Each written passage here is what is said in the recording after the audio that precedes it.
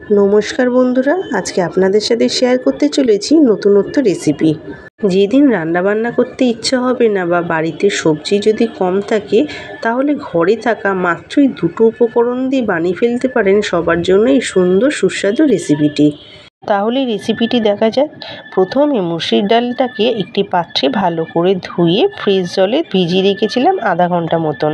এরপর একটি মিক্সির মধ্যে ভিজিয়ে রাখা মুসুরির ডাল নিয়ে পেস্ট করে নেব।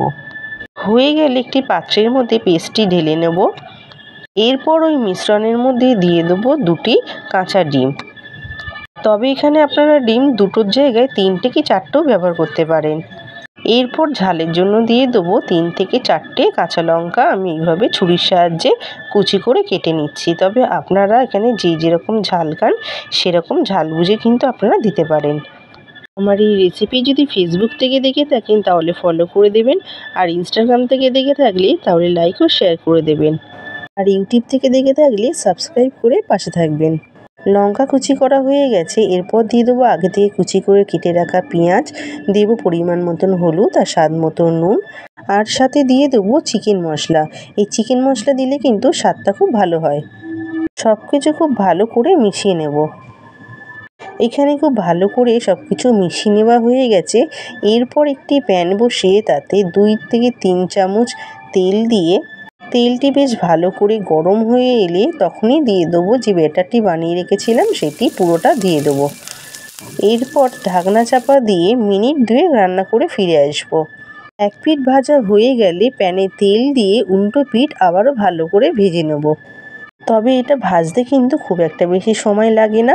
আর গ্যাসের ফ্লেমটি লো টু মিডিয়ামে রাখবেন, কারণ হাইতে রাখলে কিন্তু পুড়ে যাওয়ার চান্সটা থাকে। দুপিঠ খুব ভালো করে ভাজা হয়ে গেছে। এরপর একটি ছুরির সাহায্যে আমি চৌকো চৌকো পিস করে কেটে নেব। আপনারা যেরকম শেপে কাটতে পারেন। যদি কেউ বরফি আকারে কাটতে চান তাহলে সেটাও কাটতে পারেন। আর এটা কেটে নেবার পর দেখাবো কতটা নরম তুলতুলে এবং সফট হয়। এখানে আমার পুরোটা খুব সুন্দরভাবে কাটা হয়ে গেছে, আর দেখতে কতটা লোভনীয় হয়েছে, আর দেখুন কতটা সফট হয়েছে।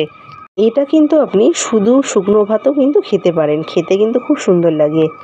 এরপর কড়াই তেল দিয়ে তেল গরম করে তাতে আগে থেকে ডুমো করে কেটে রাখা আলুগুলো দিয়ে তাতে দিয়ে দেবো স্বাদ মতো নুন, দিয়ে দেবো হলুদ গুঁড়ো, দিয়ে ভালো করে লাল লাল করে ভেজে তুলে নেব।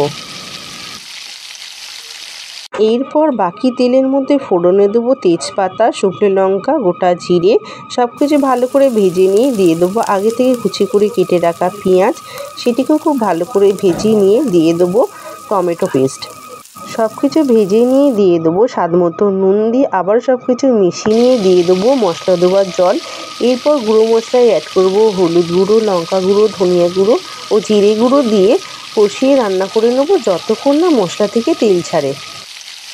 এখানে মশলা থেকে কিন্তু খুব ভালোভাবে তেল ছেড়ে এসছে। এই স্টেজে দিয়ে দেবো আগে থেকে ভেজে রাখা আলুগুলো। আবারও সব কিছু ভালো করে মিশিয়ে নিয়ে দিয়ে দেবো পরিমাণ মতন জল। তবে এখানে কিন্তু জলের পরিমাণটা একটু বেশি দিতে হবে। বড়াগুলো দেওয়ার পরে কিন্তু অনেকটা জল শুষে নেবে। আমি ঢাকনা চাপা দিয়ে মিনিট 5 রান্না করে ফিরে আসবো। ঝোল ফুটে এলেই দিয়ে দেবো বড়াগুলো। সবকটি বড়া একে একে ঝোলের ওপরে দিয়ে দেবো। দেওয়া হয়ে গেলে সবকটি এরপর খুন্তির সাহায্যে ঝোলগুলো একটু ওপরে তুলে দেবো। এরপর ঢাকনা চাপা দিয়ে মিনিট 2 রান্না করে নিলে কিন্তু রেডি হয়ে যাবে। ফিরে এলাম 2 মিনিট পর। এখানে দেখতেই পাচ্ছেন ঝোলটা কিন্তু অনেকটাই টেনে নিয়েছে। তবে এখানে রেসিপিটি কিন্তু আমার একেবারেই রেডি। তবে নামানোর আগে ওপর থেকে গরম মশলা ও ঝালের জন্য গোলমরিচ গুঁড়ো দিয়ে দেবো। তবে আপনারা গোলমরিচটা স্কিপ করলেও করতে পারেন। সব কিছু খুন্তির সাহায্যে একটু মিশিয়ে নামিয়ে নিলে কিন্তু পরিবেশনের জন্য একেবারেই রেডি এই সুন্দর সুস্বাদু ডাল ডিমের বড়া রেসিপি। তাহলে দেখতেই পাচ্ছেন কতটা চটজলদি এবং কম সময় নিয়ে মাত্র দুটো উপকরণ দিয়ে কিন্তু এত সুন্দর রেসিপিটি হয়ে যায়। তাছাড়া বাড়িতে যদি কোনো গেস্ট আসে, হাতে কম সময় নিয়ে কিন্তু এই রেসিপিটি চটজলদি বানিয়ে দেওয়াই যায়। এরকম নতুনত্ব রেসিপি পেতে আমার চ্যানেলটি সাবস্ক্রাইব করে পাশে বেল আইকনটি প্রেস করে রাখবেন, যাতে সবার আগে নতুনত্ব ভিডিও আপনার কাছে পৌঁছাতে পারে। তাহলে ভালো খান, ভালো থাকুন, টাটা।